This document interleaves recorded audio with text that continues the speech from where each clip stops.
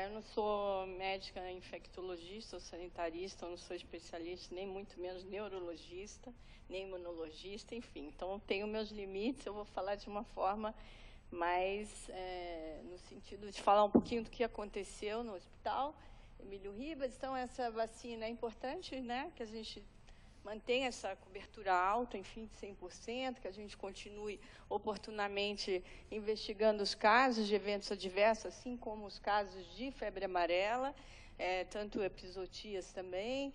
Eu acho que isso aqui a doutora Yu já falou em relação a toda a história da vacina, mas a gente vem tendo no Brasil a cada 7 anos, né, que ninguém sabe muito porquê, são os macaquinhos que sobrevivem e voltam a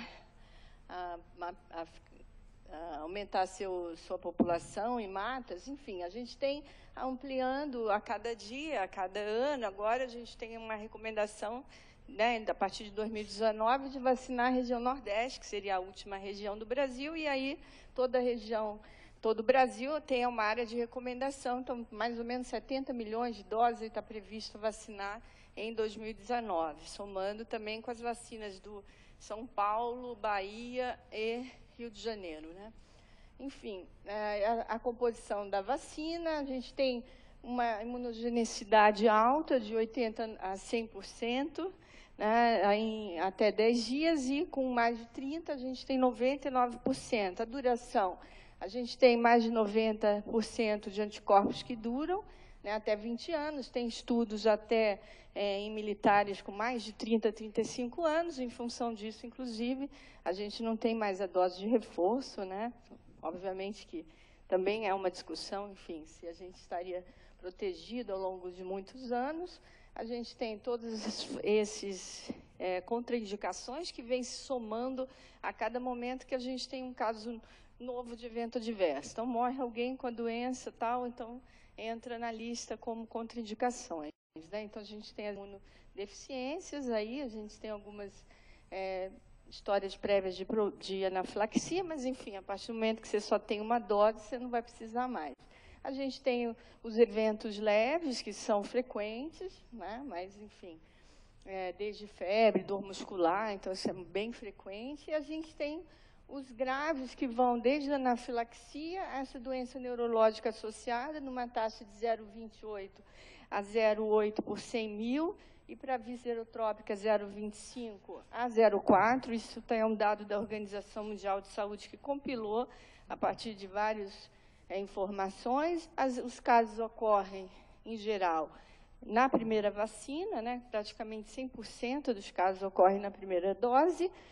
A gente tem no Brasil um sistema que funciona como um Sistema Nacional de Eventos Adversos passivo, quer dizer, ele tem seus problemas, porque depende muito da notificação de cada profissional. Então, a gente pode ter um viés de epidemia, quando a gente tem muita vacina, a gente notifica mais. Talvez, quando a gente não tenha muitos casos de febre amarela, a gente possa estar deixando de tanto notificar a doença, até deixando também algum evento adverso grave. Então, a gente tem momentos que tem picos de eventos adversos.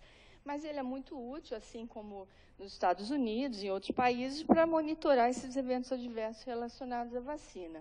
A doença viscerotrópica é causada pela replicação e disseminação do vírus vacinal, né, de forma semelhante à doença natural. E geralmente eles têm uma falência múltipla de órgãos, os pacientes, e tem uma letalidade de mais de 60% em relação aos óbitos.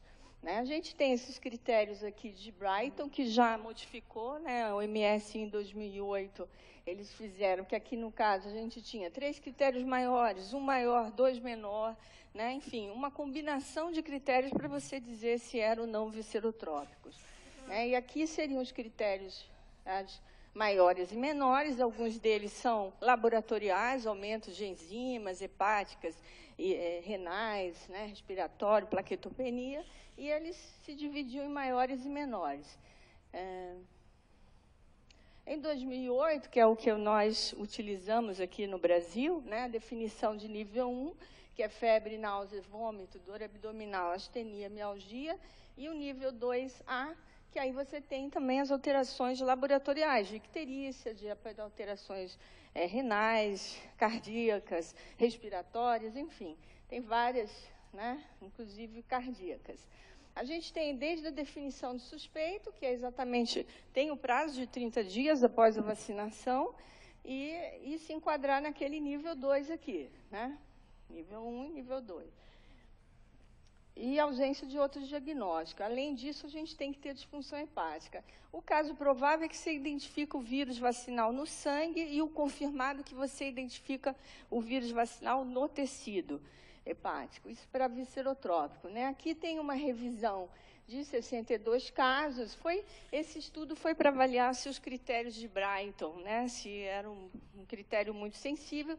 Desses 62 se enquadravam nos critérios de Brighton, estudando, revendo toda a literatura.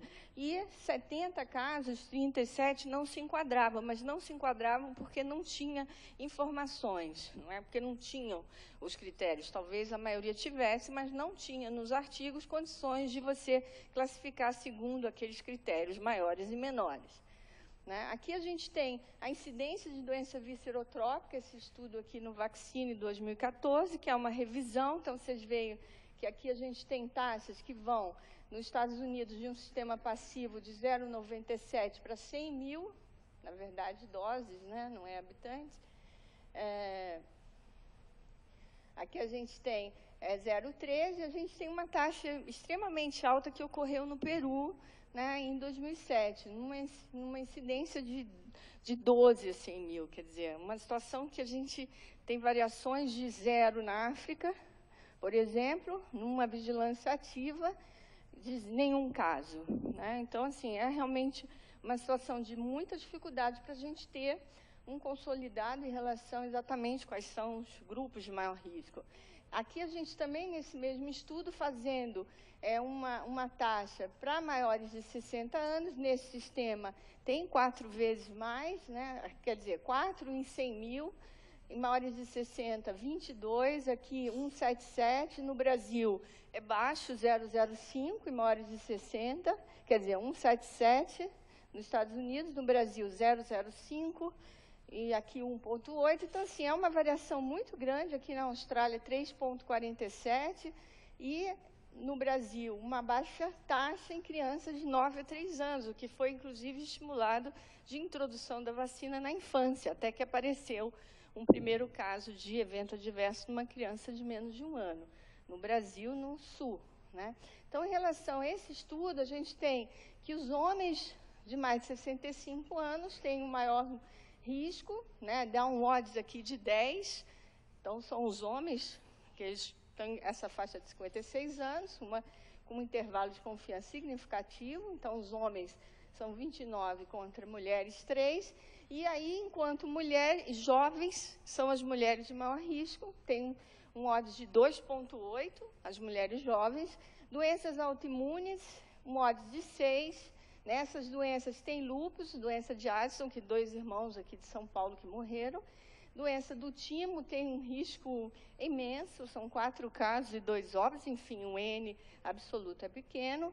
Crianças de menos de 11 anos, né? Letalidade 100%, todos os casos morreram, mas o odds aqui, 0,50 para crianças menores, aqui não entrou, e para de 3 a 5 anos, sim, com um risco maior. Quer dizer, crianças nessa faixa tendo um risco maior, crianças menores com risco menor.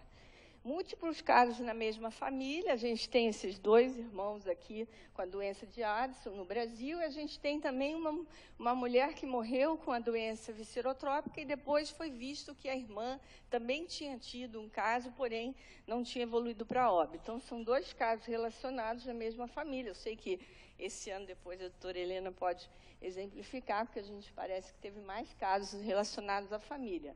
Então, a outra definição é doença neurológica. A gente tem condições neurológicas ocasionando a própria invasão do vírus vacinal, né? E tem também, tendo uma meningite ou também uma reação autoimune e uma síndrome de Guillain-Barré. Né? São São questões aqui, não é muito simples a gente classificar os casos. A gente tem a doença neurológica, que é mais de um sinal e sintoma. Então, isso é o que eu vou notificar em relação à doença neurológica. Alguém que tem febre, mais de 24 horas, né? E cefaleia, com duração de mais de 24 horas. Pode ter sintomas neurológicos, veja que é um ou mais, né? Afecções, alterações de nível de consciência, convulsões e pleocitose. Então, a grande maioria dos casos que nós notificamos tinha febre, tinha cefaleia e tinha pleocitose. Né? No nível 2A, que é uma doença neurotrópica, além disso, eu preciso ter uma alteração de neuroimagem compatível com uma doença inflamatória e um achado eletroencefalograma, também compatível. A autoimune, a gente tem, além do nível 1, que o nível 1 seria suspeito, a gente tem que ter neuroimagem compatível com uma doença desmielinizante e a 2C, que aqui é central e periférica, com alterações em relação a paralisias, parestesias, etc., fraqueza nos membros inferiores. Né? Então, o que a gente tem aqui de suspeito, início de sintomas, e a gente tem que se enquadrar ou no neurotrópico, sempre uma ausência de outros fatores. Como provável, isolamento do vírus também no sangue, do vírus vacinal, semelhante com a viscerotrópica, e no confirmado a gente tem a presença da sorologia positiva no líquor, no IgM do líquor, que é a principal forma de confirmação desses casos, ou isolamento ou amplificação.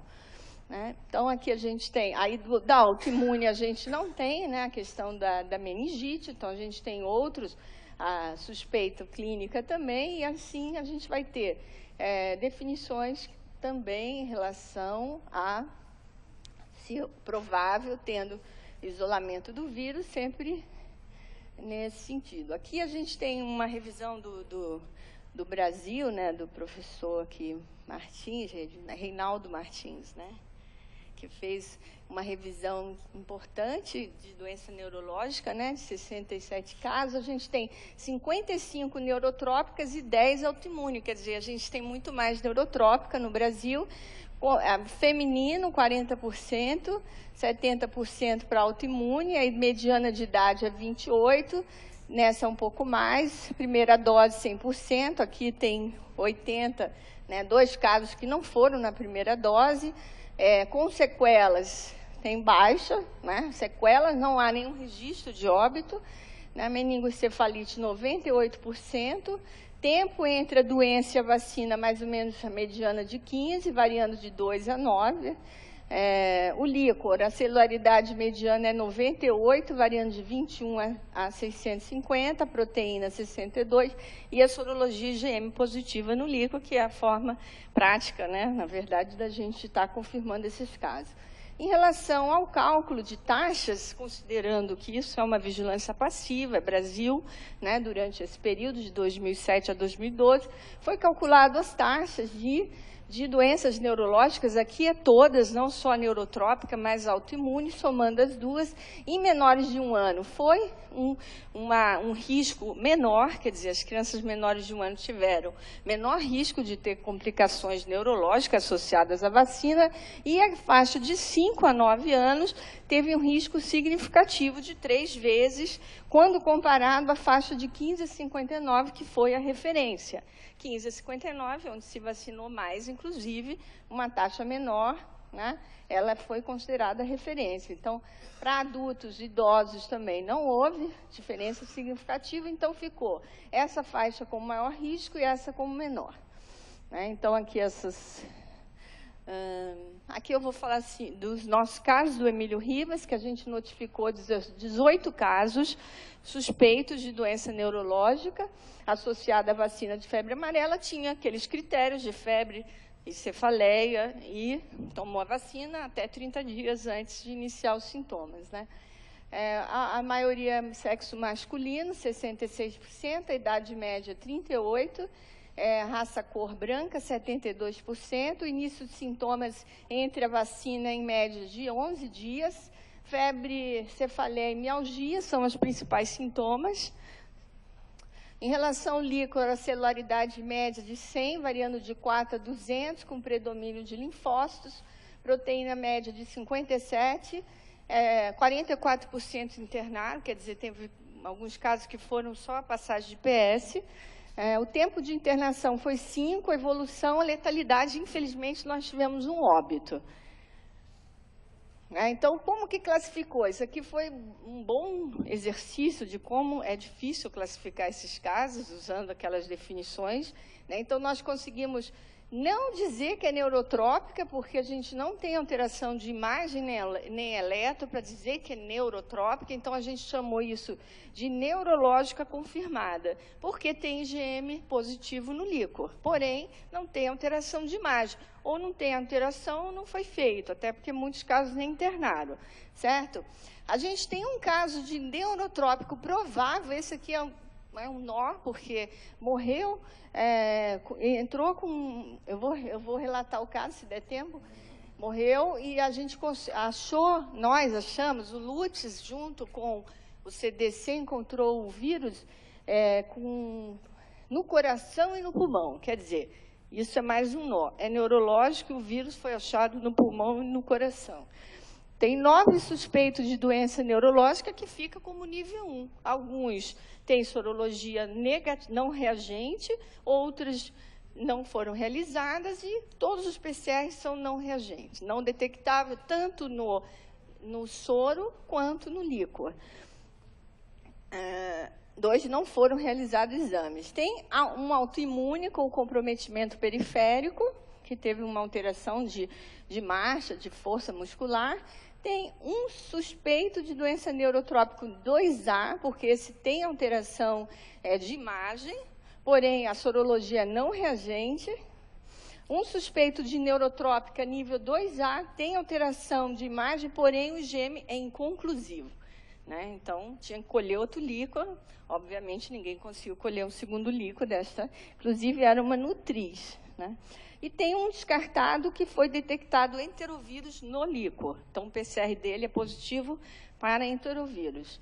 Esse é o relato de caso. É uma moça de 19 anos que tomou vacina em Guarulhos, nega viagem ao contato, não tem comorbidades, a não ser que o marido disse que ela tinha uma diabetes psicológica quando Michael Jackson morreu.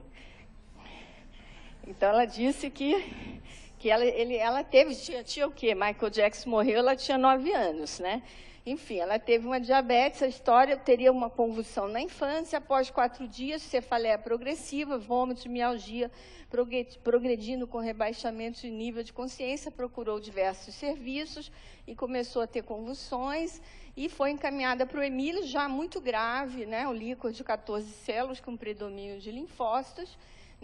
Houve dia 26, estabilidade hemodinâmica, foi pensado num choque séptico, iniciou uma série de tratamentos em relação a infecções. 2, piora da função renal, ligúria, hemorragia, crise convulsiva, enfim, coitada. Uma história triste. Ela morreu dia 8. O que a gente tem aqui? Isso aqui não é.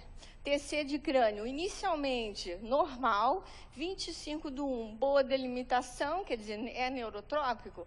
Enfim, a gente considerou por causa do contraste aqui, que diz que é edema cerebral difuso, sem sinais de trombose.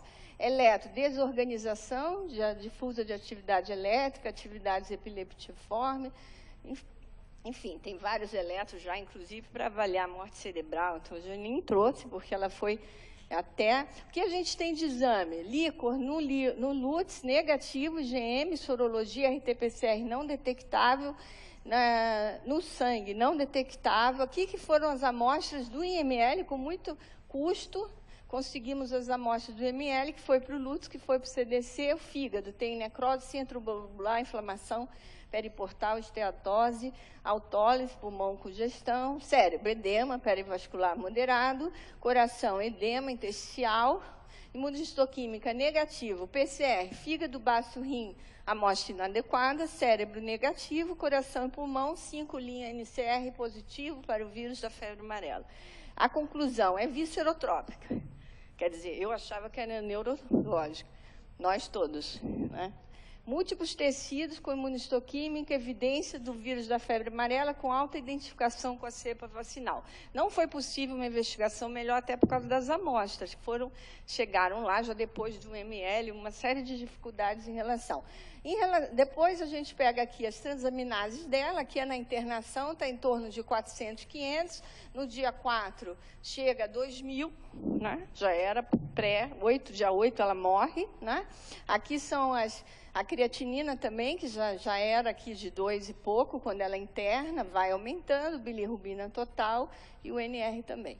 Então, como conclusões, é um evento raro, tem alta letalidade, há dificuldade na classificação, eu mesmo sofri, né, para conseguir classificar os casos, dificuldade na investigação laboratorial dos casos. A gente tem um que eu esqueci de dizer, que a mãe tomou a vacina e o bebê teve meningite. Então, não é o bebê não tomou vacina, a mãe que tomou e ele teve uma meningite viral, o bebê de um ano. Mas também não temos confirmação, o líquor era de outro hospital. Fatores ambientais, é possível que fatores genéticos sejam ligados influenciem, né? A vacina é eficaz e segura, mas é importante a gente conseguir uma nova vacina, né? Importante manutenção de altas coberturas e sempre avaliar risco, epidemia sem circulação, porque nós tivemos um idoso que morreu na UTI do Ribas, não vacinado porque usava bombinha, né? Quer dizer, então excesso de contraindicação, e a gente eu conversei com ele, o senhor não tomou vacina por quê? Morava no meio de Mariporã, num bar, no mato, ele falou, eu fui várias vezes, mas não tomei porque não deram. Não deram porque ele usava bombinha e ele morreu de febre amarela, silvestre. Né? Então, é isso que eu estou falando aqui. O risco-benefício, uma epidemia, ficar fazendo milhões de perguntas até não dar vacina, né? Difícil. Quando não há circulação, vamos fazer milhões de perguntas, né? Não tem circulação. Então, a questão do benefício aumenta. Numa epidemia, é melhor dar a vacina, né? Lógico, se tiver uma contraindicação formal, não, mas essa questão especialmente do idoso, né? Então, agradecer ao grupo de estudos aqui de eventos adversos do Emílio Ribas, ao serviço, a doutora Rosiceles, que fez essa avaliação, a Rosa, neurociência, enfermeira, e o nosso residente Igor, que ajudou. Obrigada a todos.